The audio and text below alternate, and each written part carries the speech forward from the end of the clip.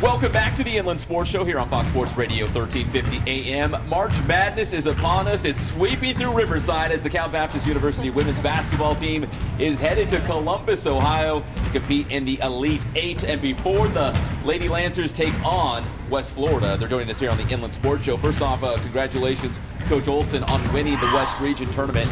I looked at the scores. Was it as easy as it looked, or did you have some tough games? It was easy the whole way. Yeah, never had a doubt. exactly. I mean, the first game we won in overtime. We tried to lose it 2 or 3 times along the way. The second game was pretty tough. We held those 2 girls from Western Washington to like 60 points between the 2 of them. And then the last game, we just kind of found a way to win. So it was a pretty good tournament. Definitely made us a little bit tougher, and definitely glad to keep playing. Let me go to Kamille Diaz now, the most outstanding player at the West Region Tournament up there in Alaska. Kamille, congratulations on the MOP award, I guess you'd call it. What was clicking for you in those 3 games up there in Alaska? I just went out there and just played basketball. I just did what I could to help my team win, and I knew whatever game it would be, if we lost, it would be my last. So I just tried to give it all I had every game. And Kamille, as a senior, I mean, you've been through this a ton. You played in some big games. I mean, it's not like you're not used to this situation, but you just touched on it. You're a senior. You don't want to see this thing end, right? You want to keep playing. Talk about the motivation maybe to continue this and hopefully have a championship at the end of this run in your college career. Yeah. Like I said, I just try to go out there and just play the best game that I can play and give it all I have. Leave it all on the court every game, because you really don't know what game is going to be your last. And I just try to give the team the best chance to win, and I just try to get my team going a little bit. So we have Kamille Diaz, who's the most outstanding player from the regional tournament. We also have the West Region Player of the Year and the PacWest Conference leading scorer, Cassidy Mihlako. Cassidy, how does that sound? You're the all-time leading scorer in conference play and the top player out west. Oh, I mean, it sounds pretty good. I didn't even know, any of those, awards were even on the radar or anything like that. I really don't try to focus on that stuff, but my team, always tends to remind me of those things, so it's been fun. Coach, let me ask you, in 2015 when you were national runners-up, is it safe to say you guys came from out of nowhere to make that run? I think most people would say that, yes. Does this year feel different because the expectations going into the season and the rankings and all those sort of things, that you are more of the hunted than from coming out of nowhere? I don't think we're going to surprise anybody, but I think anytime you're fortunate enough to make it this far, I think that you're just thankful to continue to play because it's so hard to get there. There's so much that kind of goes into it, whether it's just, hard work, talent, but also just luck that's involved. And certainly not that we feel like we're lucky to be there, but just that it just takes a lot of things, and we're just very thankful for the opportunity to continue to play.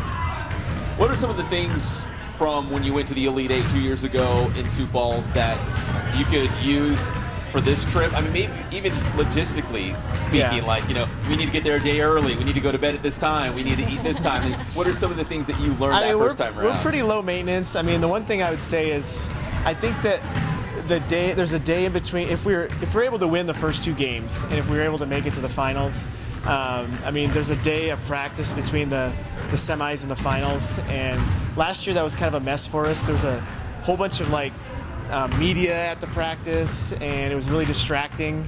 And I think people just got a little bit carried away. And we didn't have a very good practice. And I think the thing that we'll probably take the most from that experience is it is just basketball. And yeah, there's a lot of, there's people like you showing up to come and ask us questions, and that stuff is kind of nice, but really it's just about playing basketball, and we need to make sure we're focused on that first and just do the best job we can, because that's why we're here. We're a basketball team and we enjoy playing the game. We're here for our teammates and for our school, and we just want to make sure that we don't take that for granted. We're talking with the CBU women's basketball team here on the Inland Sports Show. Kamille, let me go back to you because you and Cassidy were starters on this team. Yeah. What do you remember from that experience, and can it help you this time around? Yeah. I think so. Sophomore year, we didn't really know what to expect. We just kept winning, and we're just like, okay, what now next? So, and then now we kind of have an idea, this is a pretty big deal, and we have a good team, and I think, like he said, it's just basketball. and you just got to go out there and just play. Like everyone's good at this in this tournament, and you just. Do you think about that championship game in 2015 very much? Like, do you still think about it? No, it's in the past, rearview mirror. That's the only game I haven't watched. You're always telling me that our strategy was wrong about the, come on. Oh, she was coaching? Yeah, she's always trying to tell me how to do my job better. So. Cassidy, who did you play in that championship game, and do you remember the score? We played California, Pennsylvania. Yeah. And I don't remember the score. I just know we lost. Do you coach? I don't know the score. I just know that Mickey Glenn scored like 100 points in the second half. So. Oh, Mickey. So you guys open up with West Florida. Coach, how much homework, game planning do you do for the other teams of the Elite Eight, or is it more about just worrying about your team? I mean, I would start by saying it's a little bit more about our team, but as coaches, we're doing a lot of homework on them.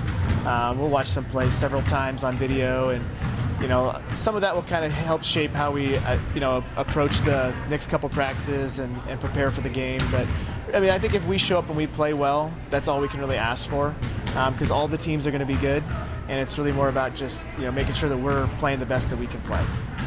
And Cassidy, finally coming so close in 2015, was there any motivation or fuel coming off of that 2015 season, going into this year, knowing the expectations, knowing the talent that you have? Girls like Kamille and Courtney Nelson, you've been through this process. Yeah. You know what to do. Now you just have to finish the job this year and get it done. Right. I mean, like Kamille was saying, I mean, just in my sophomore year when we went, we were just along for the ride. We just kept riding this wave. We use that as an analogy, and we were just there, having fun. And now I think the mentality's shifted, and we're just all really determined and motivated to, get the job done this time, win a championship. And we've all changed and developed so much as players, so that'll really help us out there. All right, Cassidy, Mihalko, head coach Jarrod Olson, Kamille, Diaz, we appreciate your time here on the Inland Sports Show. Best of luck in Columbus. Please bring us back a national championship to Riverside. Is it a deal? That sounds good. Thanks a lot. Thanks. Thank you.